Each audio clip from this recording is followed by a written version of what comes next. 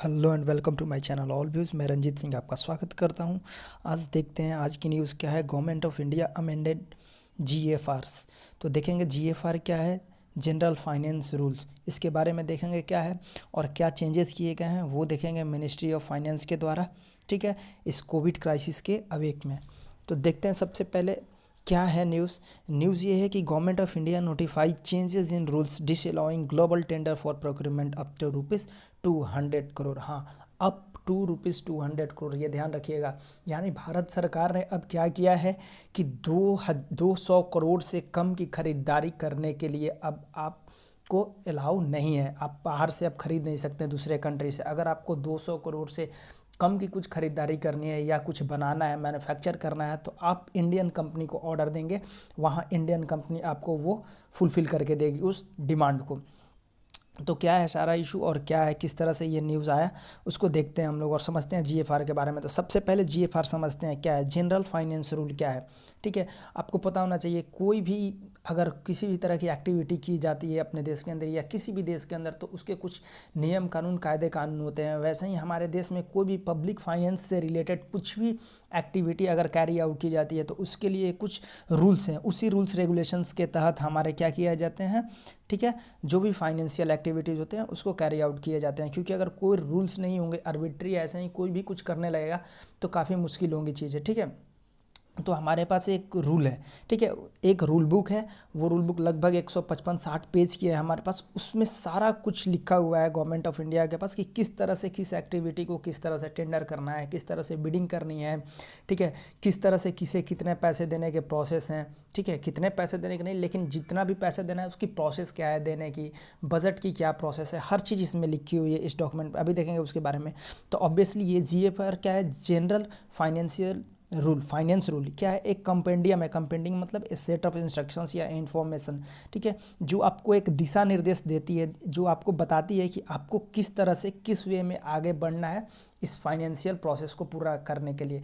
तो किसी भी फाइनेंशियल प्रोसेस को पूरा करने के लिए जिस सेट ऑफ इंस्ट्रक्शंस या जिस सेट ऑफ रूल्स को भारत सरकार इस्तेमाल में लेती है, उस सेट ऑफ रूल्स का नाम है जनरल फाइनेंस रूल। और इसको मैनेज कौन करता है, मिनिस्ट्री ऑफ फाइनेंस रूल करती है।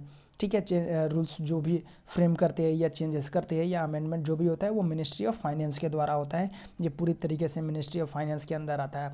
अब उसमें डिपेंड करता है कि मिनिस्ट्री ऑफ फाइनेंस में जितने सारे डिपार्टमेंट्स हैं, 5-6 डिपार्टमेंट्स हैं, तो किस डिपार्टमेंट को चेंजेस करना है वो अपने चेंजेस रेकमेंड करती है मिनिस्ट्री ऑफ फाइनेंस को। और फिर मिनिस्ट्री ऑफ फाइनेंस को अगर लगता है कि कुछ चेंजेस करने हैं उस डिपार्टमेंट के रिगार्डिंग, तो उस जनरल फाइनेंस रूल में कुछ चेंजेस होते हैं। तो देखते हैं जनरल फाइनेंस रूल्स की जर्नी को देखते हैं। सबसे पहले क्या हुआ था कि 1947 में आज़ादी के बाद एक एग्जीक्यूटिव इंस्ट्रक्शंस निकाले गए थे कि this is the rules, this are the rules which you need to follow. ये सारे रूल्स है जो आपको फॉलो करने पड़ेंगे before you carry out any financial activity within the country या आउटसाइड द कंट्री, अगर आप गवर्नमेंट भारत सरकार से हैं तो। ठीक है, आप सरकार के अगर पार्ट हैं तो आपको किस तरह की चीज़ें जो फाइनेंशियल एक्टिविटीज़ करनी है तो किस हद तक करनी है और किस दायरे में रह के करनी है, इसके लिए एक इंस्ट्रक्शंस निकाले गए, सेट ऑफ इंस्ट्रक्शंस निकाले गए। 1963 में क्या किया गया, इस एग्जीक्यूटिव इंस्ट्रक्शन को नाम दे दिया गया जनरल फाइनेंस रूल्स, नाम दे दिया गया। ठीक है, 2005 में कुछ इसमें अमेंडमेंट्स किए गए, इंपॉर्टेंट अमेंडमेंट्स किए गए और सिंप्लीफिकेशन कर दिया गया। कुछ चीज़ें काफ़ी कन्फ्यूजिंग थी इस रूल बुक में, तो उस कन्फ्यूजन को एलिमिनेट किया गया। ठीक है, जैसे एक एग्जाम्पल यहाँ पे मैंने लिखा है कि provisions related to advance to the government servant have been removed. जो गवर्नमेंट सर्वेंट्स को एडवांस दिए जाते हैं पैसे, ठीक है, उसके रिगार्डिंग जो भी इसमें रूल्स थे, उस रूल्स को क्या किया गया, उसके अंदर से निकाल ही दिया गया एक्चुअली, और उसको डिफरेंट सेट ऑफ रूल्स यानी दूसरे बुक के अंदर या दूसरे आप बोल सकते हैं नियम कानून के अंदर ला दिया गया। उसको जनरल फाइनेंस रूल के अंदर से निकाल दिया गया और उसके लिए कुछ दूसरे नियम कानून तय किए गए। वैसे ही 2017 में कुछ अमेंडमेंट्स हुए। अरुण जेटली जी जब फाइनेंस मिनिस्टर थे तो केबी के रिगार्डिंग उसमें एक रूल थे, रूल नंबर 153, ठीक है, वो खादी विलेज इंडस्ट्री कमीशन के रिगार्डिंग थी। आपको पता है खादी विलेज इंडस्ट्री कमीशन हमारे नरेंद्र मोदी जी ने आह्वान किया था कि आप खादी का इस्तेमाल करें, उसके रिगार्डिंग उस वक्त, ठीक है, कुछ रूल्स चेंज किए गए थे, ठीक है, 153 में। और अभी 2020 में निर्मला सीतारमन जब हमारी फाइनेंस मिनिस्टर है तो कुछ ग्लोबल टेंडर्स के रिगार्डिंग रूल नंबर 161 में चेंजेस किए गए हैं। आप देख सकते हैं किस तरह से ये जनरल फाइनेंस रूल है। देखिए ये एक पूरी डॉक्यूमेंट है, 155-60 पेज की, मैंने आपको बताया। देखिए उसमें चैप्टर वाइज ऐसे सारी चीज़ें दी हुई हैं। देखिए introduction, general system of financial management, even सारे टर्म्स एंड टर्मिनोलॉजीज जो भी हैं भारत सरकार के फाइनेंस से रिलेटेड, सारा कुछ इसमें दिया गया है, ठीक है। आपको पता है कॉन्स्टिट्यूशन में आर्टिकल्स हैं फाइनेंस से रिलेटेड, तो वो आर्टिकल्स हैं वो आपको बताते हैं कि this is what you are suppose to do and this is what you are not suppose to do, but how you do is there in the GFR। किस तरह से आप उन चीज़ों को करेंगे, ठीक है, क्या उसके लिए रूल्स होंगे, क्या रेगुलेशंस होंगे, वो जनरल फाइनेंशियल रूल में है। तो आप कभी भी कंफ्यूज ना करें कॉन्स्टिट्यूशंस के और GFR को। तो प्रोक्यूरमेंट, ये जो चैप्टर 6 है procurement of goods and service, इसी में कुछ चेंजेस किए गए हैं अभी रिसेंटली 2020 में। तो देखेंगे क्या चेंजेस हैं, ठीक है। ये देखिए रूल नंबर 161 में ऑलरेडी 4 रूल्स थे और इस 4 रूल्स की एलोब्रेशंस भी हैं। अभी क्या किया गया है, रूल नंबर 4B ऐड कर दिया गया है।